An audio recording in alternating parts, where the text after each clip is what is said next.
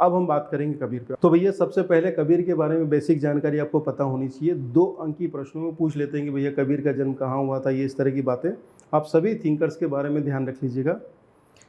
ठीक, अब हम बात करेंगे कबीर की रचनाओं पे। सबसे पहली बात ये समझिए कि कबीर कोई साहित्यकार नहीं है। कबीर ने कभी भी कोई कागज़ और कलम पर अपना हाथ नहीं चलाया।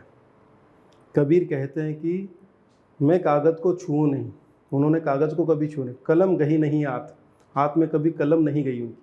वो तो ऐसे फक्कड़ मस्तमौला व्यक्ति थे, जो भी गलत लगता था उसको वो अपनी भाषा में गालियाँ देते थे। पीछे पीछे उनके क्या होते थे, उनके जो चेले चपाटे थे, अच्छा गुरुजी ने क्या बोला, अच्छा ये बोला, लिख लो लिख लो लिख लो। ऐसे कर करके उनकी वाणियों को संकलित किया गया, जिसे क्या कहा गया, बीजक। और बीजक के 3 भाग हैं, मतलब उसमें आपको साखी मिलेंगी, सबत मिलेंगी, रमेनी मिलेंगी। जितनी भी पंक्तियां आप देख पा रहे हैं वो सब बीजक से हैं। और बीजक से कबीर की लेखन का कोई लेना देना नहीं है, क्योंकि कबीर अनपढ़ थे। वो ना कभी स्कूल गए, ना कभी पाठशाला गए, ना यहाँ गए, ना वहाँ गए। वो तो ऐसे फक्कड़ मस्तमौला व्यक्ति थे, जो काशी में रहते हुए काशी के पंडितों को और मुल्लाओं को गालियाँ दिया करते थे। उनको जो गलत लगता था उस पर वो बात करते थे।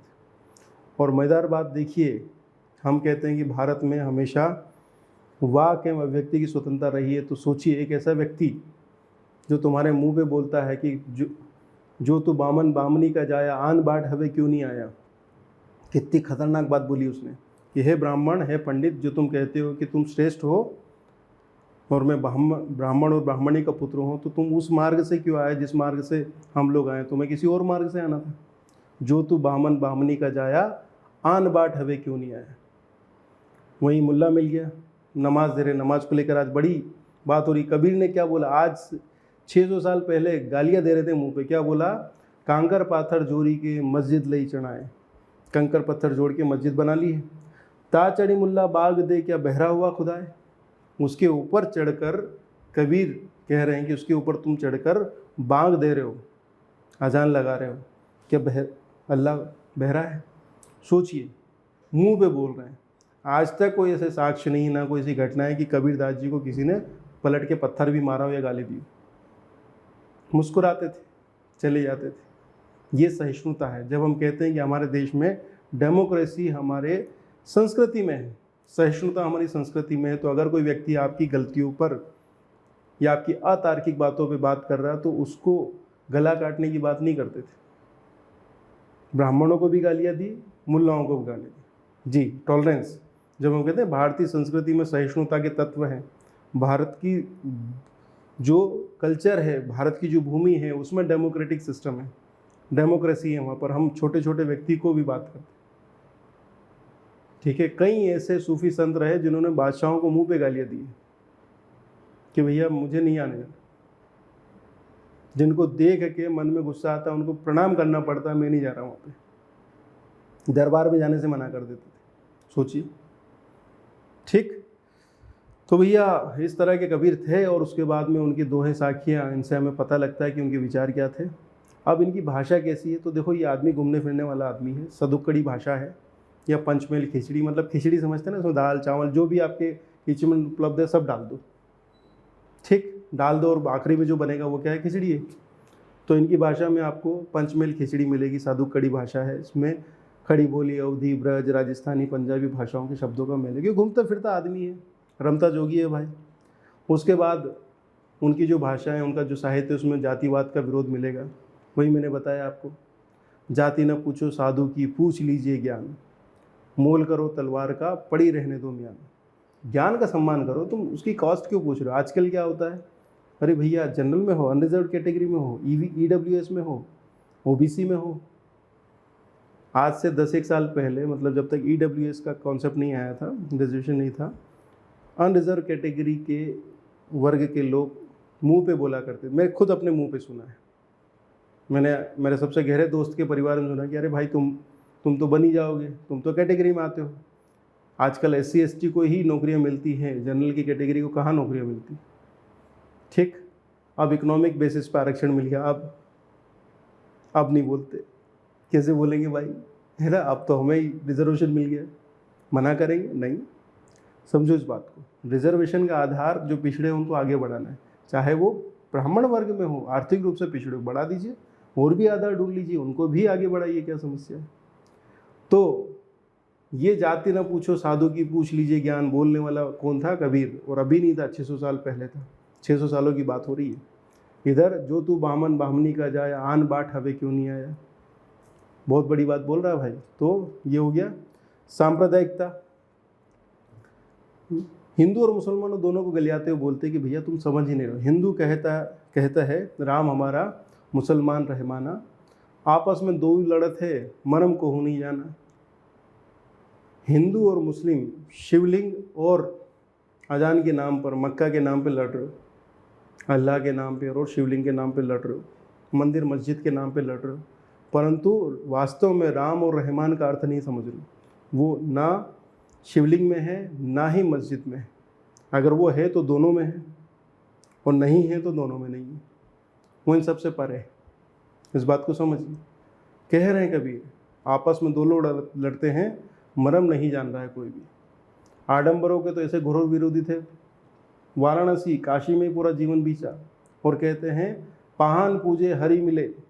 अगर पत्थर पूजने से भगवान मिलते हैं तो मैं पूजूँ पहाड़, तो मैं पहाड़ पूज दूंगा। ताते तो चाकी भली पीस खाई संसार। उससे तो ये चाकी अच्छी है जिससे पीसा गया आटा हम खाना खा रहे हैं। समझिए वो क्या कह रहे हैं, इस मूर्ति से तो ये आटा पीसने वाला पत्थर अच्छा है। पहान पूजे हरि मिले तो मैं पूजू पहाड़, ताते तो चाकी भली पीस खाए संसार। ठीक है। और एक उदाहरण मैंने आपको बताई कबीरदास जी का, कांकर पाथर जोरी की मस्जिद ले बनाए, ता चढ़ी मुल्ला बांग दे क्या बहरा हुआ खुदाए। मुंह पे गालियां दे रहे हैं, यो मिला उसको गाली दी, वो मिला उसको गाली दी।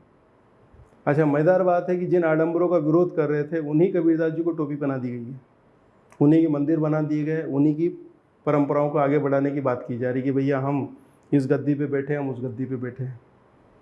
और वो गद्दीधारी व्यक्ति बात कर रहे हैं कि कबीर के बारे में क्या सत्य और क्या गलत है, ये हम तय करेंगे।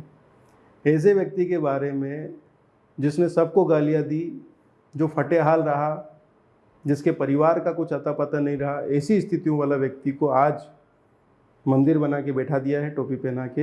हिंदू कह रहे हैं कि हमारा है, मुसलमान कह रहा है कि हमारा है। ठीक है। मैंने अपने घर में एक बच्चे का नाम कबीर रखने की बात कही, तो मेरे एक परम मित्र ने कहा कि भैया यार ये कबीर नाम नहीं रखते। ये लगभग आज से 15-20 साल पहले की बात होगी, 2005 के आसपास की, 15 साल पहले की बात। तो मैंने कोई बात नहीं, मैं अपना नाम रख लेता हूँ, कबीर कृष्ण आनंद, के आनंद। उनकी छोड़ो, अपन ही रख लेते। ठीक है। तो मुद्दा समझिए, मुद्दा ये है कि कबीर हिंदू थे, मुसलमान इस बात को लेकर आज भी लड़ रहे हैं।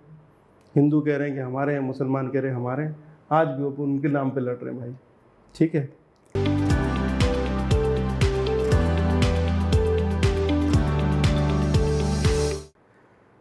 अब उसके बाद में लालच या उपभोक्तावाद के बारे में बोले कि साईं इतना दीजिए जहाँ में कुटुंब समाए, मैं भी भूखा ना रहूँ साधु ना भूखा जाए।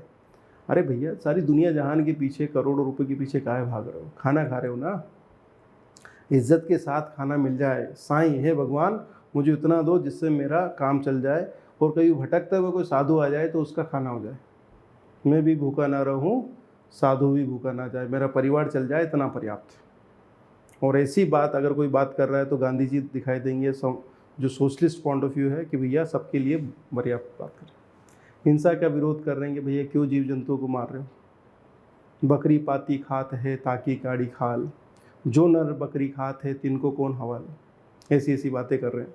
अच्छा, ध्यान रखिए, कबीर के बारे में जो विचार हैं उनको अपनी भाषा में ही लिखना है। मैंने कोशिश की है, अभी देखेंगे उस पर। विनम्रता ऐसी बानी बोलिए, मन का आपा खोलो और उनको शीतल करे आपन शीतल। इस तरह की बातें हैं। स्व मूल्यांकन की बात करते हैं कि हमेशा खुद का मूल्यांकन करते रहो, अपनी गलतियों को ढूंढते रहो। ठीक है। तर्क को महत्व दे रहे हैं। पढ़े लिखे की भैया डिग्री छोड़ो, तुम ये बताओ कि तार्किकता कितनी है। पढ़े लिखे बेवकूफ़ भी मिलते हैं। ओसामा बिन लादेन पढ़ा लिखा व्यक्ति था। ठीक है। कई ऐसे इंजीनियर, डॉक्टर्स या फिर बड़े पढ़े लिखे मिलेंगे जो कि जिहाद की बातें या फिर सांप्रदायिकता की बातें करते हुए नजर आएंगे। ये तो सामान्य विचार हो गए। उसके बाद में कबीरदास जी पर शंकराचार्य का प्रभाव था, और उसी प्रभाव के अनुरूप वो ईश्वर, आत्मा और जगत के बारे में बात करते हैं। वो आत्मा और ईश्वर को सत्य मानते हैं, और जगत को वो कहते हैं कि ये टेम्पररी है, हमारा जो मुख्य लक्ष्य है वो यहाँ नहीं है बल्कि पारलौकिक है। वह सीधी बात करते हैं, यह संसार कागज की पुड़िया, बूंद पड़ी धुरी जाना है। बहुदेववाद का विरोध करते हैं, मूर्ति पूजा का खंडन करते हैं, एकेश्वरवाद की बात करते हैं। एकेश्वरवाद में वो इस्लामिक मान्यताओं के ज़्यादा करीब है, ठीक है। बहुदेववाद का विरोध करेंगे, वो राम की बात करेंगे। निर्गुण ईश्वर है, उनका जो ईश्वर है ना वो राम है, ना वो रहीम है, ना वो अल्लाह है, ना ये है। वो एक ऐसी शक्ति है जो निर्गुण है। निर्गुण का मतलब उस पर कोई भी गुणों का आरोपण नहीं कर सकते, बल्कि सभी गुण उसमें समाहित हैं। हम किसी भी एक गुण की बात करेंगे तो बाकी गुण उसमें निषिद्ध हो जाएंगे। हमारा ईश्वर बहुत ही ज़्यादा सुंदर है। सुंदर का मतलब क्या है? गोरा है। इसका मतलब आपका ईश्वर काला नहीं है? नहीं, काला भी। अच्छा, इसका मतलब लाल नहीं है? गुणों से व्याख्या नहीं कर सकते, मतलब सारे गुण वहीं से निकल रहे हैं। जो कुछ भी बोलने जाएंगे तो आप ईश्वर को सीमित कर देंगे, ब्रह्म को सीमित कर देंगे। तो एकेश्वरवाद, निर्गुण तत्व ये भरे पड़े हैं। शंकराचार्य की तरह वो जगत को ब्रह्म मानते हैं, मिथ्या मानते हैं, ठीक है। ईश्वर के बारे में मैंने बताया कि ब्रह्म उपासक है, ये है, वो है, आत्मा है, अभी है, फिर उसमें ईश्वर का अंश मिल ही जाना है। जगत है, अभी है, कल नहीं है, ठीक है। नैतिकता संबंधी विचार, तो नैतिकता तो भर भर के कूटी पड़ी है। समाज के बारे में जितनी भी बातें कहें वो सब नैतिकता के संदर्भ में है। ईश्वर को वो कभी कभी प्रेम तत्व से भी बुलाते हैं। दुल्हनी गाओ हो मंगलाचार, हमारे घर आए हो राजा राम भरतार। राम भरतार का मतलब होता है पति। राम को क्या बना रहे हैं? पति। दुल्हनी गाओ हो मंगलाचार है कि सब लोग दुल्हनी के लिए गाओ हो मंगलाचार, मंगलाचार गाओ आप सब, क्योंकि मेरे घर पे मेरे पति श्री राम आए हैं। ये राम कौन है?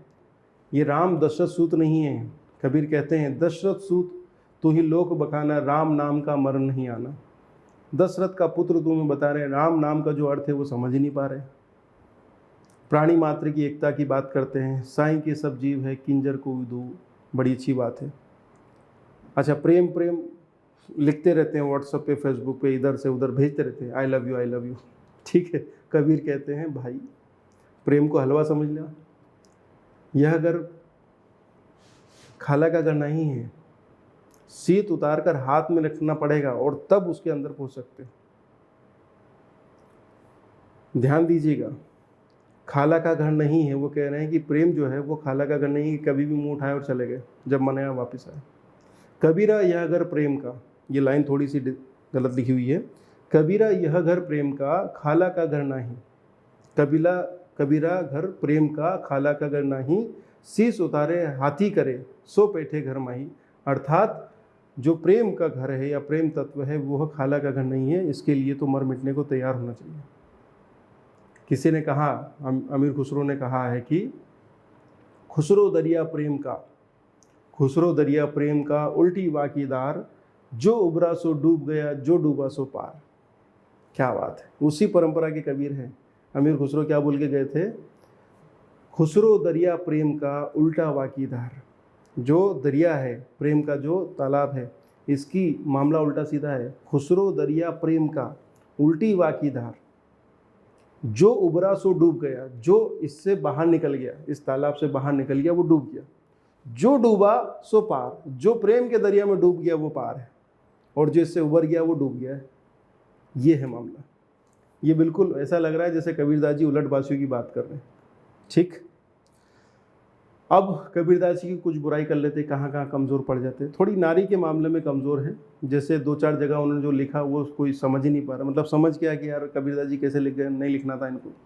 वो कहते हैं कि नारी की झाई पड़त अंधा होत भुजंग, कबीरा तिनकी कौन गति जो नित नारी के संग। नारी की छाँव पड़ने से, नारी इतनी जहरीली होती है, अगर उसकी छाँव पड़ जाए तो जो जहरीला भुजंग मतलब सांप, वो जो भुजंग है वो भी अंधा हो जाता है। इतनी जहरीली होती है नारी, उसकी छाँव भी पड़ जाए तो। कबीरा तिनकी कौन गति जो नित नारी के संग। कबीर बोलते हैं कि हे भगवान, उनकी क्या गति होने वाली, उनकी क्या स्थिति होने वाली है जो हमेशा नारी के पास पाई जाते हैं। तो हे संसार के पतियों, ध्यान दो, तुम हमेशा नारी के आसपास पाए जाते हो, ठीक है। इसके बाद कबीर जी आगे बोलते हैं, नारी न सवे तीनी सुख जो नर पासे होए।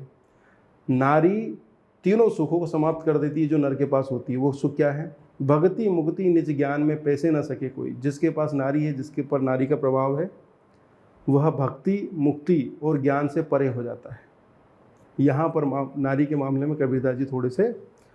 और दूसरी बात, वो जब वो कहते हैं कि यह संसार कागज की पुड़िया, बूंद पड़ी धुलियाना है, तो भैया जो संसार भ्रम ही है तो उसके लिए क्यों परेशान होना है?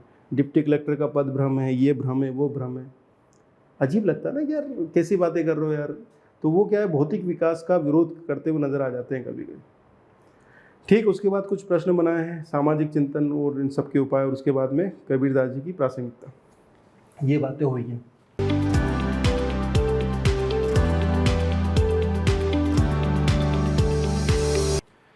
ठीक भैया, तो यहाँ पर ये एक सामान्य डिस्कशन का सेशन हमने कंप्लीट किया। अब क्वेश्चन आंसर सेशन पे बात करेंगे।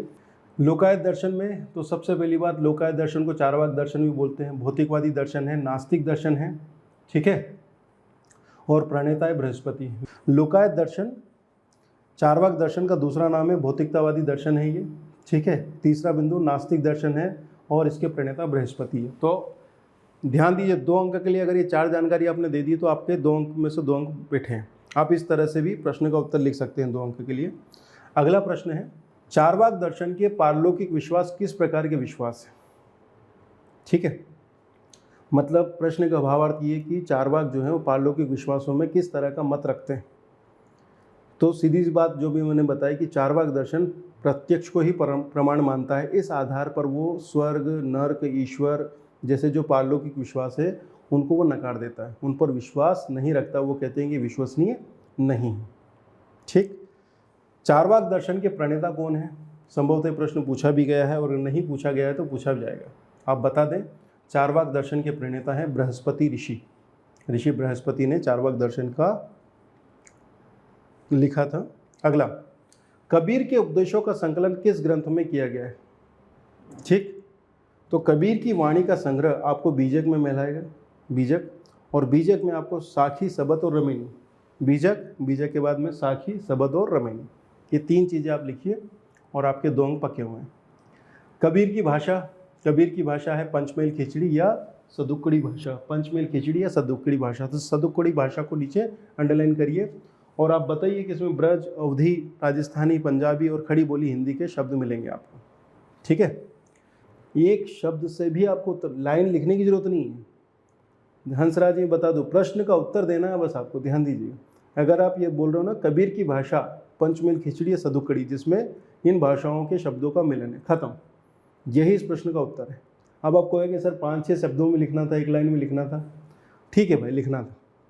हमने शब्दों को, शब्द सीमा का वॉयलेशन भी किया, इससे पेनल्टी भी मिलेगी हमें। परंतु अगर पेनल्टी जो लगेगी उससे ज़्यादा हमें अंक मिलेंगे तो ज़्यादा क्या है, माइनस और प्लस।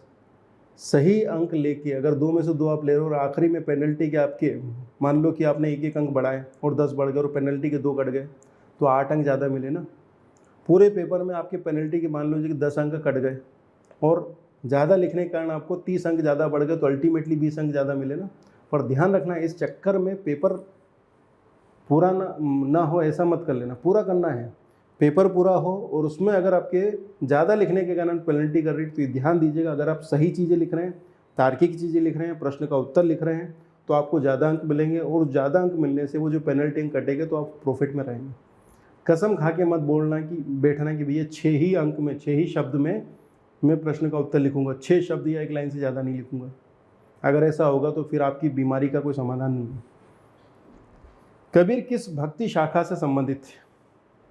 कबीर निर्गुण भक्ति शाखा के ज्ञान मार्गी शाखा के संत थे। अब यहाँ पर महत्वपूर्ण क्या है, निर्गुण भक्ति शाखा की ज्ञान मार्गी शाखा, खत्म। अब आप इसको कैसे प्रेजेंट करते हैं, काम खत्म। एग्जामिनर को 2 चीज़ें दिखनी चाहिए, निर्गुण भक्ति शाखा की ज्ञान मार्गी शाखा, खत्म। ये प्रेजेंट करने का तरीका है। 1 2 3 4 5 6 7 8 9 10 11 शब्दों में प्रश्न का उत्तर मिल गया। इधर 1 2 3 4 5 6 7 8 9 10 11 12 13 14 15 16 17 18 19 20 21 22 23 24 25, इधर 25 शब्दों में आंसर करना पड़ा। तो इधर वॉयलेशन हो गया, इधर वॉयलेशन नहीं हुआ, ठीक है।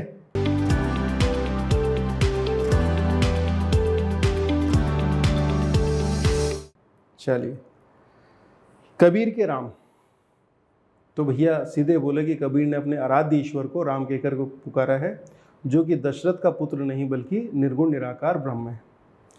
एक ही बात आप सीधे बोले कि कबीर अपने ईश्वर को राम कहते हैं। और नीचे एक लाइन लिखो, दशरथ सूत तिहु लोक बखाना, राम नाम का मर्म नहीं आना। इतना भी लिख दोगे चलेगा, हालांकि इतना पर्याप्त है। जगत संबंधी क्या विचार है, तो सबसे पहले बताओ कि शंकराचार्य के अद्वैत वेदांत दर्शन के अनुरूप दो बड़े बड़े शब्द लगा दिए आपने। क्या बताया कि कबीर जो है वो शंकर के अद्वैत वेदांत दर्शन से प्रभावित थे या उसी के अनुरूप कहते हैं कि ये जो संसार है ये मिथ्या है। यहाँ पे प्रश्न का उत्तर खत्म हो गया है। इन 2 लाइनों में प्रश्न का उत्तर खत्म हो गया। अगर आपकी इच्छा हो, समय हो, तो यह लिखिए, ये संसार कागज की पुड़िया, बूंद पड़े धुली जाना है। मैं तो लिख के आऊँगा। इससे क्या होगा, मैं धीरे धीरे एग्जामिनर के दिमाग पे कब्जा कर लूँगा, ताकि जब वो 5 अंक का एग्ज़ाम अंक देने जाए या 20 अंक में अंक देने जाए, तो मैं क्या करूँगा, उस पर एक प्रभाव छोड़ूंगा, पॉजिटिव इम्पैक्ट, जिससे वो क्या करेगा, वहाँ पर मुझे आधा अंक, 1 अंक, 2 अंक ज़्यादा देगा। आखिरी में पेनल्टी तो लगेगी मुझे कि भैया आपने शब्द सीमा का वायलेशन किया, पर क्या लगेगा, 2 अंक, 4 अंक, 5 अंक। उधर मैं 20-30 अंक की बढ़ोतरी कर लूँगा। तो ये आपको देखना पड़ेगा कि आप कहाँ कर रहे हैं। प्रॉफिट एंड लॉस, गुरु का महत्व। अब बचपन से गाना गाते आ रहे हैं हम लोग स्कूल में, गुरु गोविंदो खड़े काके खींचू पाए, बलिहारी गुरु आपने जिन्हें गड्ढों में दियो गिराए। आजकल के तो गुरु सब ऐसे ही है, ठीक है। खुद अता पता नहीं है मुख्य परीक्षा का, परंतु हम इंटरव्यू का पता नहीं है, हम आपको लेके चलेंगे भाई, हम सिलेक्शन दिलवाएंगे। कबीर के दर्शन में प्रेम तत्व, क्या बात है। अच्छा, प्रेम क्या है, जैसे आप लोगों को, मैंने बहुत सारे सिविल सर्विसेज में से लोग देखे हैं भाई कि जो अरे उसके साथ बढ़िया है, जोड़ी भी जमी है, साथ पढ़ते हैं। तो भैया प्रेम को लेके 2 तरह की अवधारणा है। पहला है साधन है और दूसरा है साध्य। तो जब प्रेम साध्य हो जाता है तो फिर उसको चाहिए नहीं, फिर कुछ चाहिए नहीं। जो लोग अमीर खुसरो जैसे लोग या फिर ऐसे लोग जो प्रेम तत्व, देखो प्रेम का मतलब ऐसा नहीं कि केवल प्रेमिका ही चाहिए, ईश्वर के प्रति प्रेम भी हो सकता है। होता ये है कि कुछ लोग जो होते हैं वो प्रेम में इतने डूबे होते हैं कि प्रेम ही लक्ष्य होता है। जैसे आपने बहुत सारे ऐसे प्रेमी देखोगे जो ईश्वर प्रेम में हो, किसी भी प्रेम में हो, वहाँ पर जो मामला बनता है वो ऐसा है कि भैया हम प्रेम करते हैं, बस कुछ चाहिए नहीं। जो वन साइडेड प्रेमी होते हैं जिनको बस हम तो प्रेम करते हैं साहब, और कुछ नहीं चाहिए हमें, ना शादी करनी है ना उसके साथ रहना है, बस ठीक। तो प्रेम को लेके 2 नज़रिया है। पहला तो है प्रेम साधन है और दूसरा है साध्य। तो अगर प्रेम ही लक्ष्य बन जाता है तो ये वास्तविक प्रेम के आसपास का मामला है। ये काफ़ी प्योर और सबसे क्या कहें उच्चतम स्तर का प्रेम माना जाता है, प्रेम के प्रति नज़रिया। तो कबीर के दर्शन में प्रेम तत्व साध्य के रूप में है, वो ईश्वर का ही एक रूप है। जैसे महात्मा गांधी ने सत्य को ईश्वर के अनुरूप माना, कबीर प्रेम को काफ़ी महत्व देते नजर आते हैं। ध्यान दीजिए, 2.5 आखर प्रेम का पढ़े सो पंडित हुए, ठीक है। चलिए अगला, कबीर का सांप्रदायिकता संबंधी विचार। सांप्रदायिकता के बारे में क्या पूछेंगे, वही गालियाँ देंगे कि भैया सांप्रदायिकता के घोर निंदक हैं, पाहन पूजे हरि मिले, या क्या बहरा हुआ खुदा है ना, पाहन पूजे हरि मिले तो मैं पूजू पहाड़, याते तो चाकी भली पीस खाई संसार। तो हमने क्या किया, हमें आता है पाहन पूजे हरि मिले डेड डेश, ठीक। कांकर पाथर जोरी के मस्जिद ले चढ़ाए, ता चढ़ी मुल्ला बांग दे, क्या गहरा हुआ खुदा है, बहरा हुआ खुदा है, क्या बहरा हुआ खुदा है, लिख दीजिए, काम हो जाएगा। कबीर से पूछ लो भैया कबीरदास जी ये बताओ तुम्हारा आत्मा संबंधी क्या विचार है। देखिए आत्मा क्या है, आत्मा तो परमात्मा का अंश है। जिस दिन आत्मा अपने प्रेम तत्व या अपने प्रेमी अर्थात ईश्वर के साथ मिलेगी, वो लिपट जाएगी उससे, वो उसका ही अंश है और उसी में जाके मिल जाना है। तो आत्मा के बारे में कह रहा है कि परमात्मा का अंश है, इसलिए प्योर फॉर्म में। ये कुछ ऐसे प्रश्न हैं जो 2 अंक में बन सकते हैं, चारवाक दर्शन से और कबीर से। अब हम कुछ 5 अंकीय प्रश्न देखते हैं। जैसे कि कबीर एक समाज सुधारक थे, इस कथन पर टिप्पणी कीजिए। अगर ये 5 अंक में आ जाए तो हमें शुरुआत जो है वो इस तरह से कर सकते हैं, कबीरदास जी जो कबीर थे वो निर्गुण भक्ति शाखा के, ज्ञान मार्गी शाखा के संत कवि थे, आप ये बताएं। परंतु उनके वक्तव्य जो स्टेटमेंट है वो उनको एक समाज सुधारक साबित करते हैं। कबीर का व्यक्तित्व क्या है, इसको लेकर कई तरह की बातें हैं। जैसे वे सांप्रदायिकता आडंबरों का विरोध करते हैं। तो सांप्रदायिकता और आडंबरों का विरोध करने वाले कितने कवि देखे आपने, और उनका उद्देश्य क्या था। जब कबीर ये कह रहे हैं कि भैया मैंने कभी कागज़ और कलम को हाथ में ही नहीं लिया, तो वो तो कवि है ही नहीं, साहित्यकार तो है ही नहीं। हालांकि उन्होंने जो बोला वो साहित्य में उन्हें सर्वोच्च स्तर का साहित्यकार साबित करते हैं, ध्यान दीजिएगा। परंतु एक दृष्टिकोण ये है कि कबीर साहित्यकार की अपेक्षा एक अच्छे समाज सुधारक थे। उन्होंने अपने समाज की जो बुराइयों को सामने रखा। ये भी साहित्य का एक उद्देश्य होता है, एक साहित्य साहित्यकार का उद्देश्य होता है। फिर उन्होंने कहा कि भैया हिंदू मुस्लिम एकता के समर्थक हैं, ईश्वर भक्ति की ओर उन्मुख करते हैं। अब ईश्वर भक्ति से क्या फ़र्क पड़ता है, देखो मैं एक बात बता देता हूँ। अगर आपके माता पिता या फिर कोई ऐसा धार्मिक व्यक्ति या सामान्य लोग धर्म से सकारात्मक गुणों को ग्रहण करते हैं, टॉलरेंस सीखते हैं, एक दूसरे के प्रति सम्मान रखते हैं, अहिंसा का पालन करते हैं, जैसे कभी किसी ने ये सोचा है कि यार जैन धर्म किसी जैन व्यक्ति को क्यों नहीं तलवार हाथ में दे देता? कभी आपने सुना कि जैनों ने दंगे किए हों? मतलब वर्तमान संदर्भ में प्रकर है भी है तो रेयरेस्ट ऑफ रेयर है, अपवाद है। अपवाद तो कहीं भी हो सकते हैं, परंतु क्या जनरल टेंडेंसी है? तो अगर धर्म आपको शांतिपूर्ण तरीके से आगे बढ़ना सिखाता है, प्रेम सद्भाव सिखाता है, तो वो धर्म अच्छा है ना। धर्म का उद्देश्य तो यही है कि मानव सभ्यता को बेहतर बनाया जाए, मानव को बेहतर बनाया जाए। धर्म का उद्देश्य ये थोड़ी हो सकता है कि भैया उसको सुसाइड बम डाल के उसको फोड़ दिया जाए या लोगों को मार दिया जाए। समझिए, ये प्रश्न उठता है, आपको ध्यान दीजिएगा। धर्म मानव के लिए कि मानव धर्म के लिए? अगर धर्म मानव के लिए है तो मानव का विकास ही करेगा, पर अगर मानव धर्म के लिए है तो फिर धर्म बताएगा कि तुम्हें किसका गला काटना है। इस बात को समझ लीजिए। धर्मांधता तब शुरू होती है जब मानव धर्म के लिए शुरू हो जाता है। व्यक्ति का एक भी जीवन किसी भी धर्म से ज़्यादा बड़ा है। अगर ये दृष्टिकोण है तो उस व्यक्ति का जीवन या अन्य लोगों के जीवन के साथ गलत नहीं हो सकता। इस बात को समझना पड़ेगा। ठीक है बच्चों, तो भैया ध्यान दीजिए, सांप्रदायिकता आडंबरों का विरोध किया, हिंदू मुस्लिम एकता के समर्थक हैं, ईश्वर भक्ति की ओर उन्मुख करते नहीं, मतलब अच्छी बात बताते हैं, लड़ने भिड़ने की बात नहीं बताते। प्रेम तत्व को महत्व देते हैं। अब प्रेम का महत्व ये नहीं कि भैया प्रेमिका ही ढूंढने निकलो या मजनू ही बन जाओ। आप अपने पड़ोसी से, अपने भाई से, अपने समाज से, अपनी सोसाइटी से प्रेम कर सकते हो, प्रकृति से प्रेम कर सकते हो, जीव जगत से प्रेम कर सकते हो। इस बात को समझिए। और जब आप प्रेम में होते हो तो अच्छा फील होता है, ये संसार जीने लायक लगता है। ठीक है, पूछिए उनसे जिन्होंने अपना प्रेम प्राप्त किया, उनके लिए संसार, ये जीवन एक ऐसा सरगम है जिसमें वो हमेशा एक नशे में। गुलाम अली साहब की एक प्रसिद्ध एक गज़ल है, जिन्होंने अब लिखी तो किसने ये नहीं पता है, ठुकराओ कि मुझे प्यार करो मैं नशे में हूँ। तो वो जो मैं नशे में हूँ जो वो कहते हैं, तो वस्तुतः वो प्रेम का नशा है, वो एक सुरूर है। ठीक है, आगे बढ़ते हैं। अहिंसा का समर्थन करते नजर आएंगे, तो भैया अहिंसा का समर्थन तो करना ही चाहिए, इसमें बुरी बात क्या है। ठीक है,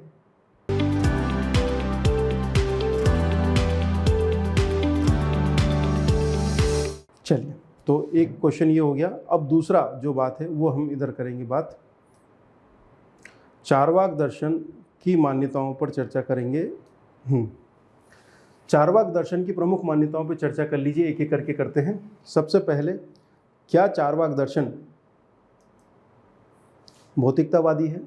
तो चार्वाक दर्शन के बारे में पहला बिंदु जो आप बता सकते हैं कि भैया चार्वाक दर्शन है वो भौतिकतावादी दर्शन है। पहला हमारा प्रश्न क्या है, प्रश्न सुन लीजिए। चार्वाक दर्शन की प्रमुख मान्यताओं को स्पष्ट कीजिए। ये 5 अंकी प्रश्न है, यानी कि मुश्किल 50-60 शब्द लिखने हैं। तो पहला क्या है, भौतिकतावादी दर्शन है। सीधे बोलिए। मैंने क्या लिखा, यहाँ पर लिखा चार्वाक दर्शन, उसके बाद में नीचे लिखा नंबर 1 भौतिकतावादी दर्शन है। आप हे भी ने मत लिखो, भौतिकतावादी दर्शन, ये शब्द बचा लो। प्रत्यक्ष को ही प्रमाण मानता है, तो यहाँ लिखो प्रत्यक्ष ही प्रमाण, 2 शब्द यहाँ से बचाओ, 3 शब्द। वेद अपौरुषेय नहीं है, प्रामाणिक नहीं है।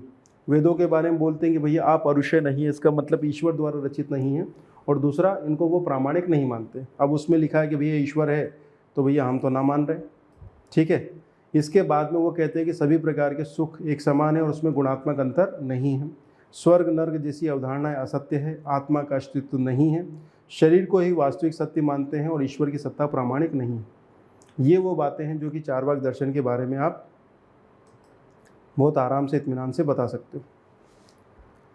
ठीक है बच्चों, फिर से अगर आपसे पूछे कि चार्वाक दर्शन की प्रमुख मान्यताएं कौन कौन सी है, नंबर 1 भौतिकतावादी है, नंबर 2 प्रत्यक्षी प्रमाण, नंबर 3 वेदों की प्रामाणिकता को अस्वीकार करते हैं, नंबर 4 सुखों के बारे में एक रूपता की बात करते हैं, उसमें गुणात्मक अंतर नहीं बताते, नंबर 6 सभी पारलौकिक विश्वासों का खंडन करते हैं, अनात्मवादी है, आत्मा को स्वीकार नहीं करते, ये शरीरी वास्तविक सत्य, इसके अलावा वो ईश्वर की सत्ता को भी नकारते हैं। ख़त्म। ये 5-6 बिंदु लिखिए, आराम से आपको 4 अंक मिलेंगे। ठीक, अब हम एक 20 अंकीय प्रश्न पर चर्चा कर लेते हैं।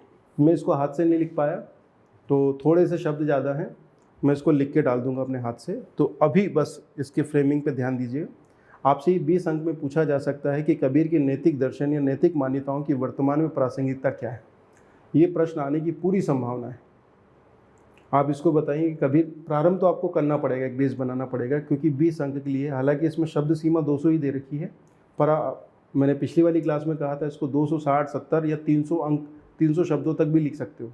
मार्किंग अच्छी होनी चाहिए और टू द पॉइंट बात होनी चाहिए, फालतू बात नहीं होनी चाहिए। कबीर एक मध्यकालीन आधुनिक संत थे। ये लाइन समझिए, मध्यकालीन आधुनिक संत।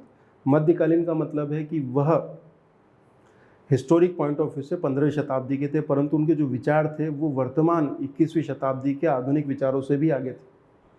विचारों से या उनके मतों से, उनकी मान्यताओं से वो एक मॉडर्न व्यक्ति हैं। हालांकि रह कहाँ रहे हैं, जी कहाँ रहे थे, मध्यकाल में। बस इसी बात को मैंने एलोब्रेट किया।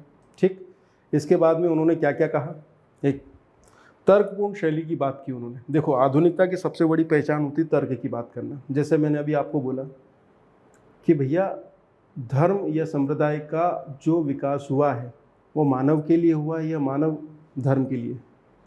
तो कोई भी तार्किक व्यक्ति कह सकता है कि मध्य पाषाण काल या पूरा पाषाण काल से पहले तो धर्म के चिन्ह थे ही नहीं। आज से 10-12 हज़ार 15 हज़ार साल पहले से अगर बात करें तो धर्म के कोई चिन्ह नहीं मिले हमें। और जितनी भी मान्यताएं हैं वो सबकी बात की है।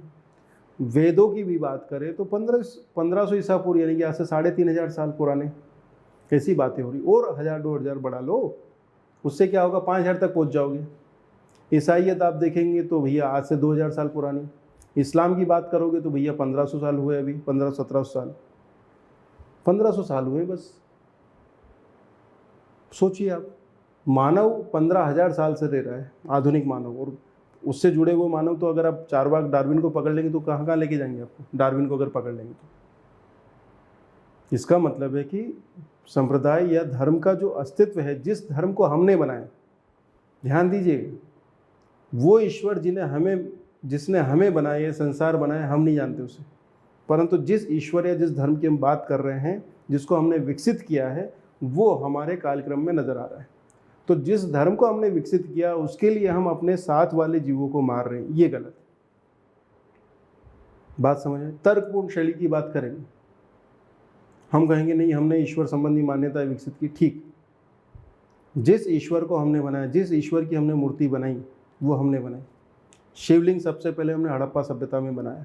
ठीक, उससे पहले तो नहीं बनाया, हमने बनाया था ना शिवलिंग। परंतु क्या इसका मतलब है कि हमने ईश्वर बनाया? हमने ईश्वर संबंधी मान्यताओं को विकसित किया, हमने संप्रदाय को बनाया, हमने ईश्वर को नहीं बनाया। हमारी औकात नहीं है ईश्वर को बनाने की। हम धर्म की रक्षा के लिए खड़े होंगे। अरे तुम्हारी औकात क्या है, तुम ईश्वर की रक्षा के लिए खड़े होगे?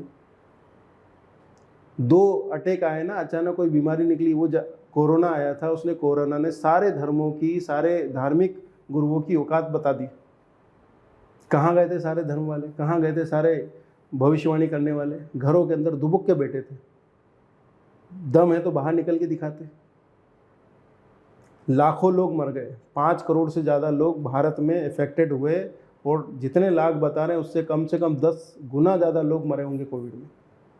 बस उनको ये बता दिया कि भैया ये अलग अलग बीमारी से मरे। उन बीमारियों का कारण क्या है, या बीमारियाँ क्यों सीवियर हुई कोविड के कारण, वो नहीं बताएंगे, क्योंकि इससे सरकार को ज़्यादा पैसा देना पड़ेगा। समझिए इस बात को।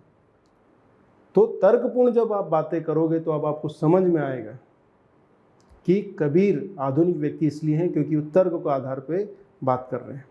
इसलिए वो कह रहे हैं तुम ये मत पूछो कि SC का है, ST का है, OBC का है, हिंदू है कि मुस्लिम, तुम ये देखो कि वो बोल क्या रहा है, ज्ञान क्या है। जाति ना पूछो साधु की, पूछ लीजिए ज्ञान। बाकी जो बातें हो रही है वो तो आप सोच भी नहीं सकते। वर्णगत जातिगत आधार पर ज्ञान के एकाधिकार को नकारते हैं कि भैया जो ब्राह्मण है वही वेद अध्ययन करेगा, तो कबीर कहते हैं कि ना। ठीक है, कट्टरपंथिता कि भैया हरा नीला पीला रंग झंडा, इन सब के परे हैं वो। भगवा झंडा, नीला झंडा, लाल झंडा, इन सारे झंडों से परे हैं। कौन? कबीर। वो कहते हैं अरिन दो राह ना पाई, इन दोनों ने, हिंदू मुसलमानों ने सही राह नहीं अपनाई है, ये आपस में लड़ रहे हैं। फिर प्रेम तत्व को महत्व दे रहे हैं। मैंने आपको बताया था, पोथी पड़ी पड़ी जग मुआ, पंडित भया ना कोई, ढाई आखर प्रेम का पढ़े सो पंडित होई। धन संचय या उपभोक्तावादी प्रवृत्ति के विरोधी हैं कबीर, और कहते हैं कि भैया अस्तेय की बात कर रहे हैं, जो बात बुद्ध ने कही थी उसी की बात कर रहे हैं, जो महावीर जैन ने कही थी। अस्तेय और अपरिग्रह की बात कर रहे हैं, अपरिग्रह की बात कर रहे हैं वो।